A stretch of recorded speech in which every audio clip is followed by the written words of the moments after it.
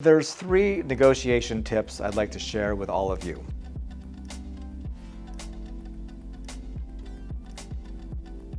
First off, you got to think of negotiation in terms of set and setting. And one of the greatest things you can do to create a really nice environment for the negotiation is eating. You come out with more than you expected. You have better relationships as well. In fact, what they found was that the reason why food is so good for negotiation is because it increases your glucose level, which is a feel-good chemical. So when you have high levels of glucose in your body, you like the other party more, you have better relationships with them, you get less angry, you get less emotional, and also the mimicry behavior when you eat. So I take a bite, you take a bite, I take a sip, you take a sip.